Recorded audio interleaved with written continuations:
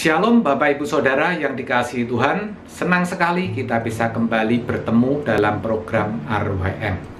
Kita akan belajar kebenaran firman Tuhan yang murni, yang akan membawa kepada perubahan hidup semakin hari menjadi semakin berkenan di hadapan Allah. Sebelumnya saya ajak Bapak Ibu Saudara berdoa. Bapa di dalam surga, kami bersyukur masih Kau berikan satu kesempatan lagi untuk belajar akan firman-Mu. Bapa, kami serahkan pemberitaan firman ini kepadamu. Engkau sendiri yang menolong, memberkati, mengurapi kami semua.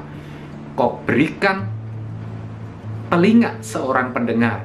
Kau berikan tanah hati yang subur, sehingga kami boleh mengerti, bahkan menjadi pelaku firman-Mu. Berbicaralah ya Bapak. Kami siap untuk mendengarkannya, bahkan menjadi pelaku firman-Mu. Di dalam nama Yesus. Amin. Amin. Amin. Shalom Bapak Ibu Saudara, senang sekali kita bisa jumpa. Saya percaya kita semua dalam keadaan sehat dan diberkati Tuhan. Saudara, manisnya dosa itu sudah bisa terlihat ketika manusia ada di Taman Eden, di mana dituliskan Alkitab dalam Kejadian 3 ayat 6. Demikian, perempuan itu melihat bahwa buah pohon itu baik untuk dimakan dan sedap kelihatannya. Lagi pula, pohon itu menarik hati karena memberi pengertian. Lalu, ia mengambil dari buahnya dan dimakannya. Dan diberikannya juga kepada suaminya yang bersama-sama dengan dia. Dan suaminya pun memakannya. Saudara, ayat ini bisa kita jadikan satu gambaran betapa manisnya dosa. Sampai-sampai perempuan itu tidak hanya berkata bahwa buah pohon itu baik untuk dimakan dan sedap kelihatannya. Lagi pula itu menarik hati. Tetapi ia juga mengambil dari buahnya dan dimakannya. Tidak hanya itu, jelas juga dikatakan diberikannya juga kepada suaminya yang bersama-sama dengan dia. Dan perhatikan, suaminya pun memakannya. Dosa memang manis. Tidak heran kalau manusia tidak dapat menahan diri untuk menikmatinya. Pertanyaannya, ya, kan Tuhan sudah mengingatkan agar jangan meraba pohon yang ada di tengah-tengah. Meraba itu sudah dilarang, apalagi memakannya. Jangan kata Tuhan, karena kamu akan mati. Ditulis di ayat 3, saudara. Rupanya peringatan atau larangan Tuhan ini tidak diindahkan oleh mereka. Kenapa bisa begitu? Ya, alasannya karena dosa itu manis. Ya, perempuan itu berkata bahwa buah pohon itu memberi pengertian. Tetapi kita tahu, saudara, bahwa akhirnya apa yang dianggap manis itu ternyata benar-benar membawa kepada kematian. Saudara, sampai sekarang dosa itu tidak berubah, tetap manis, ya, dan sepertinya bisa membawa kepada kebahagiaan. Itulah dunia, beserta keindahannya, beserta semua fasilitas dan kemewahan yang ditawarkannya.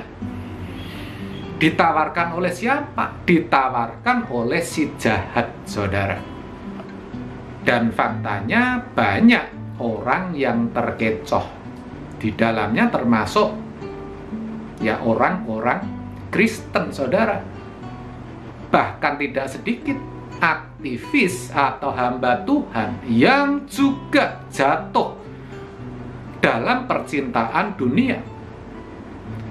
Tampaknya memang melayani, ya, tapi orientasinya adalah materi. Maaf, saudara, sekali lagi maaf, bukan bermaksud menghakimi. Saya pun hamba Tuhan, saya pun aktivis. Tetapi memang faktanya ada yang demikian. Ya, memang tidak semua, saudara. Saya mau katakan, bukannya salah seorang aktivis, pelayan Tuhan atau hamba Tuhan hidup dari pelayanan. Tetapi ingat, jangan sampai justru pelayanan untuk hidup, saudara. Ini kan jadi kebalik. Pertanyaan yang bisa muncul, kenapa itu bisa terjadi? Padahal kan mereka mengerti firman, menyampaikan firman, saudara. Nah, itu sama dengan manusia di Taman Eden, Adam dan Hawa tadi, yang juga mengerti apa yang menjadi kehendak Allah. Sudah diberitahu kok mereka, tetapi tetap saja jatuh. Alasannya apa? Penyebabnya apa? Karena dosa itu manis. Ya, saudara, hati-hati. Orang Kristen awam pun, saudara sekalian, mengalami hal yang sama. Ya, saudara, kita tidak perlu heran karena kalau pelayan Tuhan, aktivis gereja atau hamba Tuhan saja bisa tertarik akan manisnya dosa, apalagi awam, saudara. Maka kita lihat banyak orang Kristen yang masih suka dengan kehidupan malam, yang hidupnya hanya untuk mengejar harta, kekayaan, bagaimana bisa mendapatkan satu pangkat, satu kedudukan, ingin menjadi orang yang terpandang, orang yang dihormati, serta tidak sedikit ya mereka yang mengumbar hawa nafsunya. Alasannya karena semuanya itu manis, saudara, sepertinya akan membahagiakan. Meskipun faktanya justru kalau kita perhatikan, ya saudara, banyak yang menderita karena hal itu, karena mengejar harta, karena pengen dihormati, ya, karena terjerat dalam kehidupan malam, ya, obat-obatan dan lain sebagainya. Tapi yang pasti Tuhan tidak menghendakinya. Itu yang harus kita ingat. Tuhan berkata kok, janganlah kamu menjadi serupa dengan dunia ini. Roma 12 ayat 2. Serupa itu mirip, serupa saja jangan, apalagi jatuh cinta, apalagi menikmatinya. Janganlah kamu mengumpulkan harta di bumi, tetapi faktanya memang tidak mudah, saudara. Kenapa? Kenapa? Karena dosa itu manis, saudara. Ya. Nah, yang lebih parah, yang lebih ironi lagi, mereka rela berjuang bahkan mati-matian, mengorbankan apapun dalam hidupnya demi bisa merasakan manisnya dosa. Ya, bukan tidak boleh kaya, punya kedudukan, dan lain sebagainya. Tetapi kalau jujur ya, banyak orang akhirnya terpikat dengan dosa dan tidak bisa melepaskan diri, saudara. Ya, semua itu karena manisnya dosa. Bahkan mereka tidak sadar kalau keadaannya itu sedang menuju kebinasaan. Kalau semuanya yang dia lakukan itu akan membinasakannya, nggak sadar, saudara. Dan faktanya memang sangat sulit untuk menyadarkan orang-orang yang seperti ini, saudara, karena sudah begitu eratnya dicengkeram oleh kuasa dosa. Sebaliknya, hal lain yang jarang, bahkan hampir tidak disadari oleh setiap orang Kristen adalah bahwa kekudusan itu nikmat. Nah, barangkali saudara kaget, kekudusan itu bisa dinikmati, saudara. Nah, pertanyaannya, kekudusan itu apa? Kan begitu. Kekudusan itu segala sesuatu yang sesuai dengan kehendak Allah. Jadi, sesederhana itu, saudara. Jadi, sejatinya ada kenikmatan tersendiri ketika kita bisa melakukan kehendak Bapa. Memang tidak semua orang bisa merasakan hal itu. Artinya satu kenikmatan, satu kebahagiaan ketika melakukan kehendak Bapa. Gak semua orang bisa merasakan, harus diakui, saudara. Kenapa? Ya, karena jiwanya sudah terlanjur rusak. Tidak bisa lagi mengerti akan kehendak Allah. Mengerti saja tidak, apalagi menikmatinya, saudara. Nah, jelas tidak mungkin, saudara. Sudah meleset terlalu jauh. Ibarat seseorang yang mau melakukan perjalanan dari Solo ke Jakarta, harusnya kan lewatnya Semarang atau lewat Jogja. Tetapi arah yang diambil adalah Sragen yang ke timur atau Ngawi, saudara. Lah, itu kan kalau tidak boleh dikatakan salah, melesetnya itu sudah kejauhan, saudara. Makanya tidak bisa menikmati yang namanya kekudusan. Padahal kekudusan atau kesucian itu juga nikmat dan sangat bisa dinikmati. Buktinya, Alkitab mencatat Nuh sangat menikmati ketika ia membangun bahtera, di mana semua ia lakukan sesuai petunjuk Tuhan.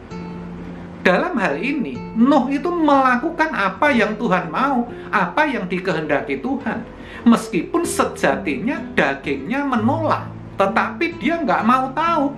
Dia kalahkan, dia matikan kedagingannya.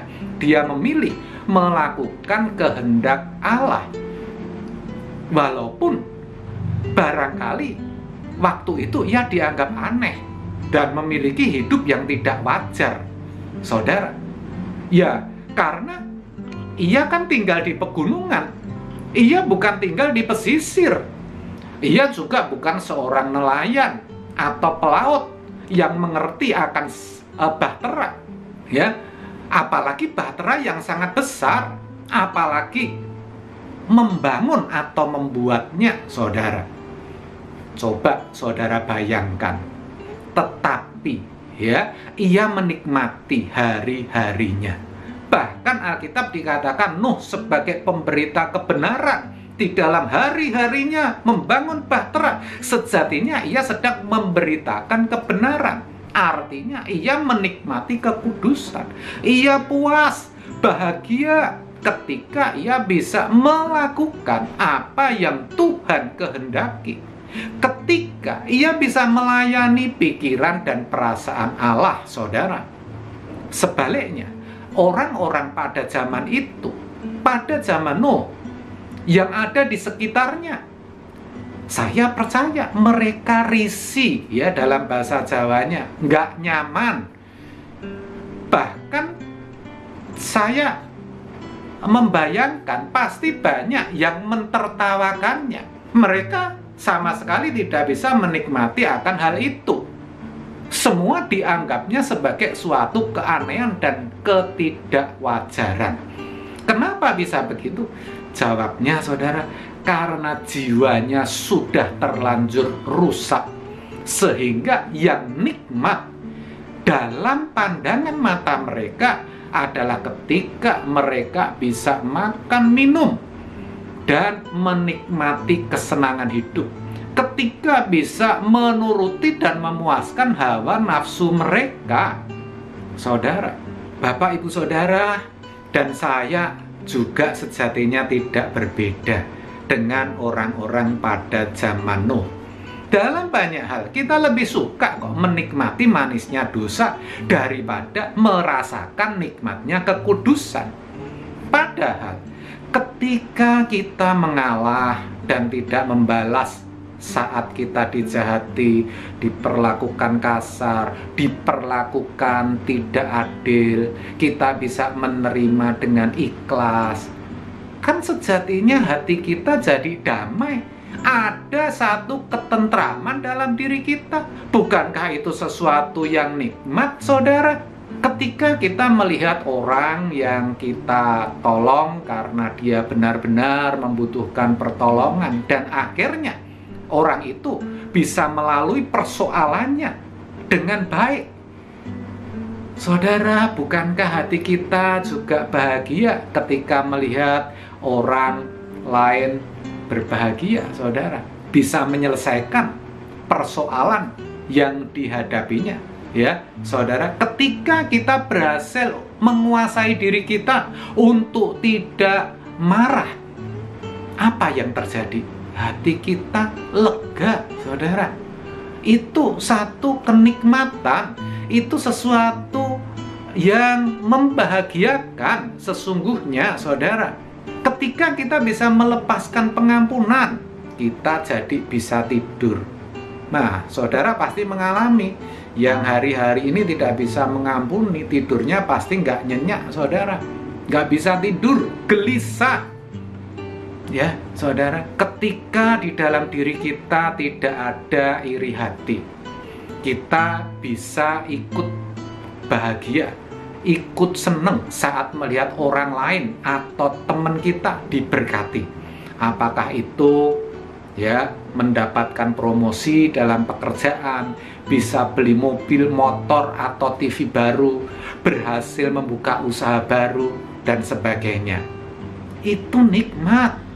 Itu tidak bisa dibeli dengan uang, saudara. Itulah kekudusan. Kekudusan itu sesederhana itu, saudara. Ibarat sakitnya, ya, ketika dipijat untuk terapi kesembuhan yang bisa kita nikmati. Kita bisa berkata sakit tapi enak kok ini. Demikian juga penderitaan yang kita alami akan jadi nikmat ketika kita tahu dan mengerti maksud Tuhan atas semuanya itu. Itulah nikmatnya kekudusan. Dan puncaknya adalah ketika kita mendengar suara, masuklah dan turutlah dalam kebahagiaan Tuanku. Wow, itu sangat nikmat, saudara. Kenikmatan yang tiada tara, yang tidak bisa dibandingkan dengan apapun juga, yang tidak sebanding dengan penderitaan kita yang kita alami selama kita memperjuangkan yang namanya kekudusan. Tetapi memang nikmatnya kekudusan itu tidak bisa dirasakan oleh semua orang. Hanya orang-orang tertentu saja yang memang fokus hidupnya pada LB3, langit yang baru dan bumi yang baru.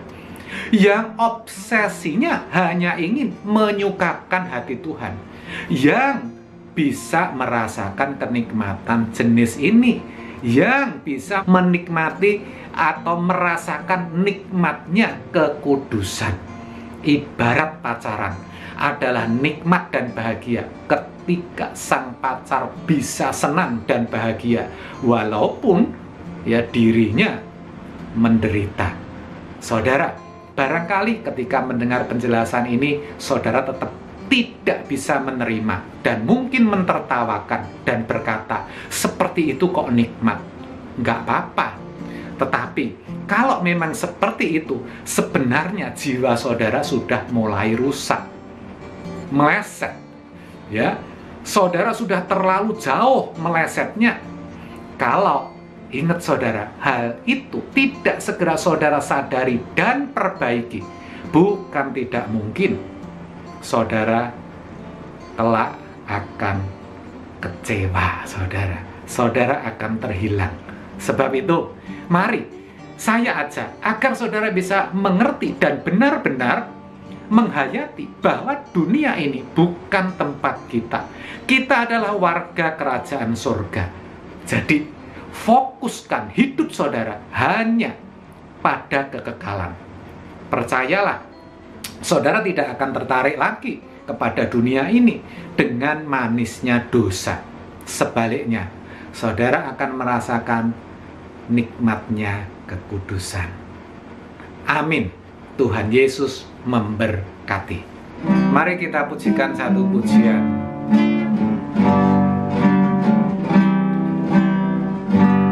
Ku taruh Tuhan di mataku,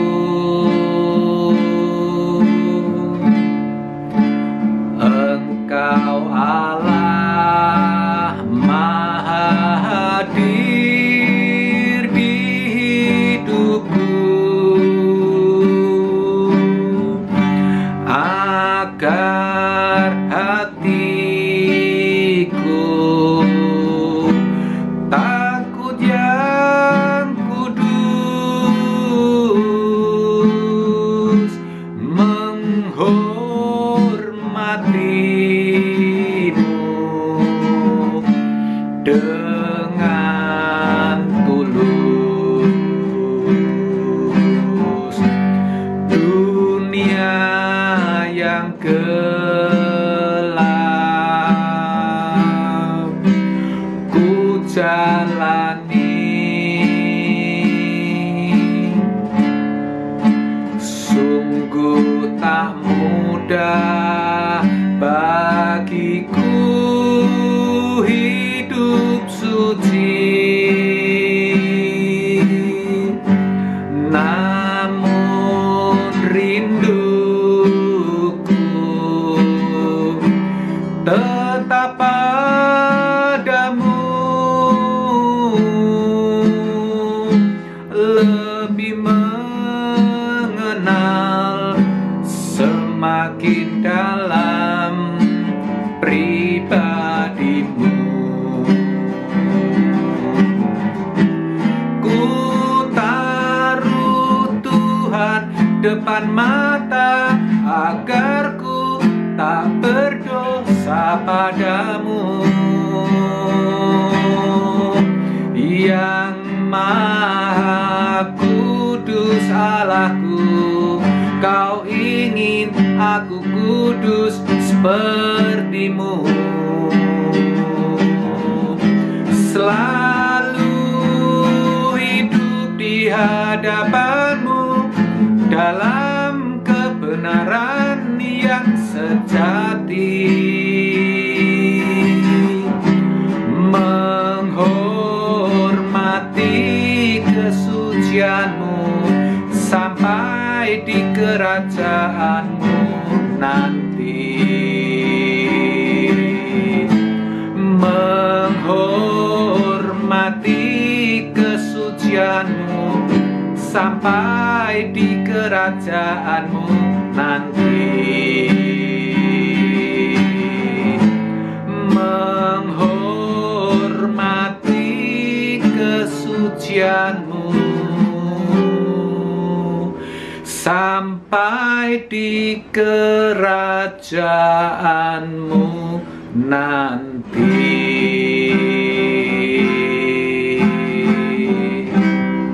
Mari sekali lagi kita berdoa. Sungguh ya Bapa yang Maha Baik, kami bersyukur di mana kali ini kembali kami boleh belajar akan firman-Mu. Kau beritahukan kepada kami ya Bapa, sesungguhnya hidup di dalam kekudusan itu nikmat dan bisa kami rasakan. Jika selama ini kami lebih memilih dosa, itu karena jiwa kami sudah begitu rusak. Oleh sebab itu, kami mau berubah, kami mau berjuang, kami mau nekat ya Bapak.